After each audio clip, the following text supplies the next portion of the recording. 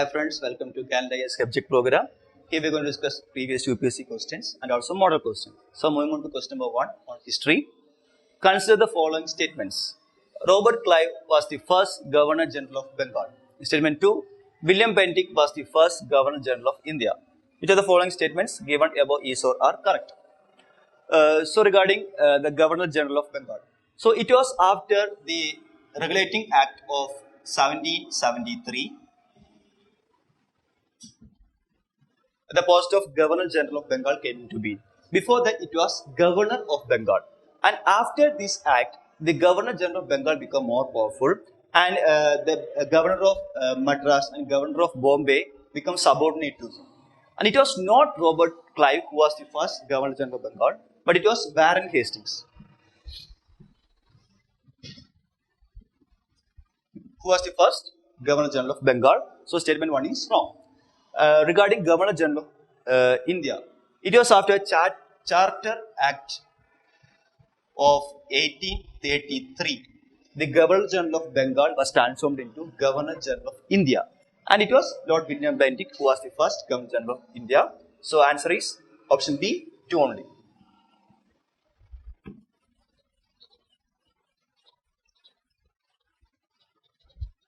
Moving on to question number 2 on economy. Which of the following groups of items included in the India's foreign exchange reserves? Statement A, foreign currency assets, special drawing rights and loans from foreign countries. Statement B, foreign currency assets, gold holdings of RBI and SDR. Statement C, foreign currency assets, loans from World Bank and SDR. D, foreign currency assets, gold holdings of RBI and loans from World Bank. Regarding forex reserve, it is actually the asset, that means the foreign asset held by the central bank, that is India, it's RBI, used for external transaction. And in India, the forex reserve consists of foreign currencies, special drawing rights, gold holdings of RBI, and reserve tranche of IMF.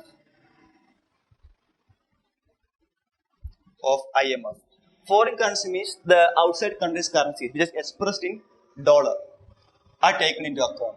Regarding SDR is a reserve asset which is issued by the IMF to meet balance of payment issues. Regarding balance of payment issues, IMF issued a reserve called special drawing rights, that is SDR. Now regarding gold holdings of RBI.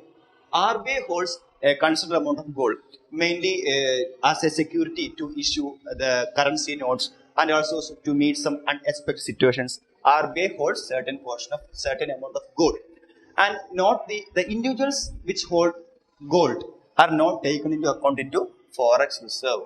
Only the gold held by RBI is taken into the forex reserve account.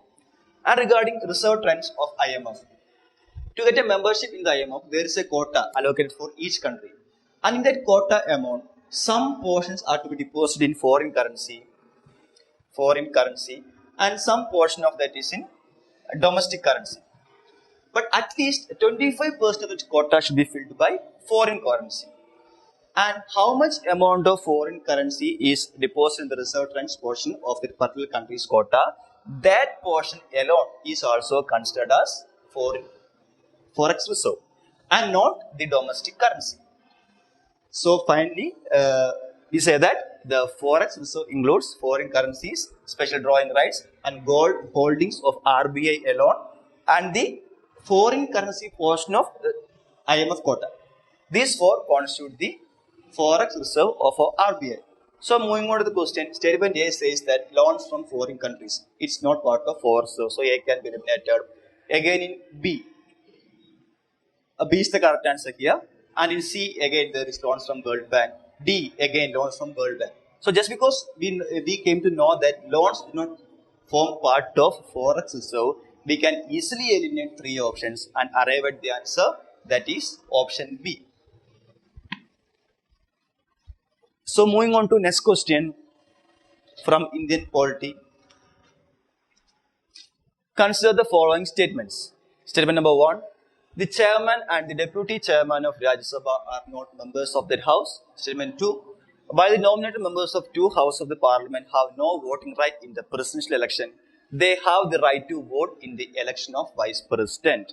So statement 1 says that the chairman and deputy chairman are not the members of house. Actually, chairman of the Rajya Sabha is not the member of the concerned house because the vice president is the chairman of Rajya Sabha. He is the ex officio chairman of Rajya Sabha. And he must not be a member of any house of the parliament or of state legislatures. But he must be qualified to be a member of Rajya Sabha.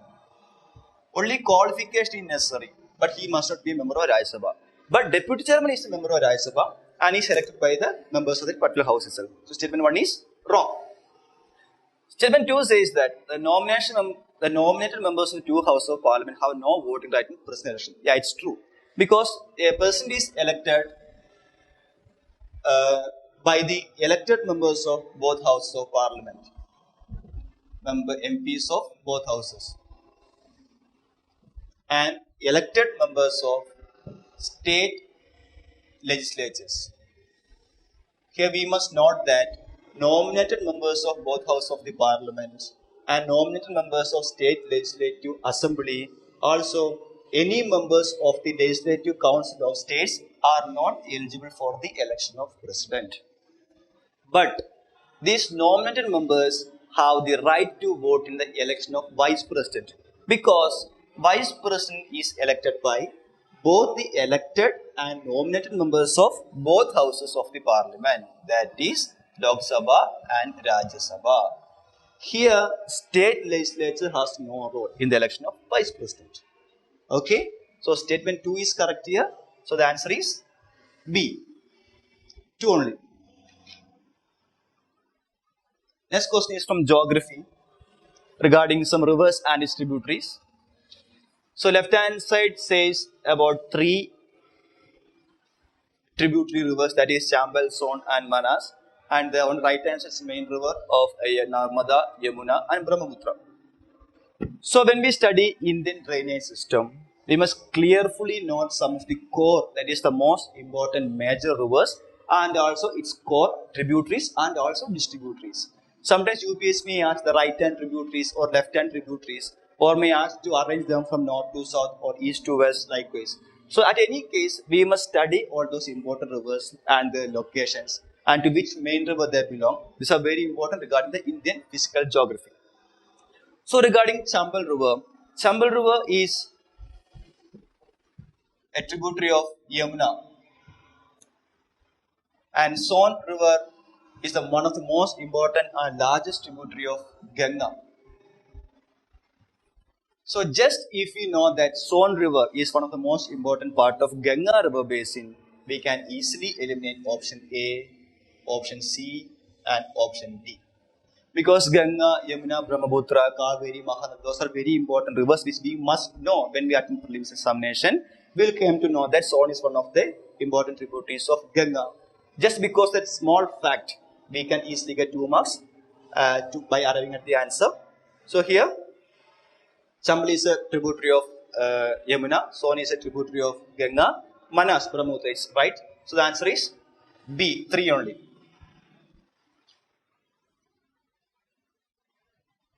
Next question is from environment. Consider the following statements regarding Earth Hour. Statement number 1, it is an initiative of UNEP and UNESCO. Statement 2, it is a movement in which the participants switch off the lights for 1 hour on a certain day every year. Statement 3, it is a movement to raise the awareness about the climate change and the need to save the planet. So, Earth Hour is an initiative. It was initiated by Worldwide Fund for Nature.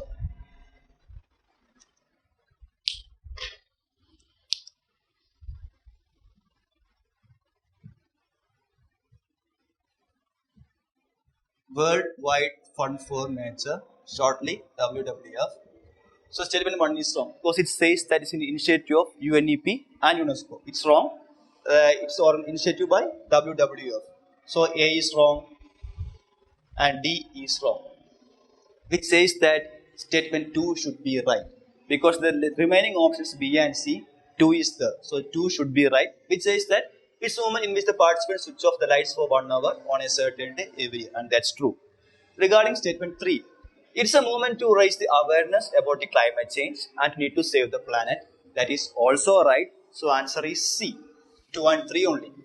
So when we talk about an initiative or an event, you must clearly notice it belongs to which organization and or who take part in that organization, its funding pattern and score objective, and which country initiated it. So when you go through current affairs also, you must notice these kinds of facts because UPSC generally asks these type of questions only. Okay, so the answer is option C, 2 and 3 only. That's all for the day. Thank you.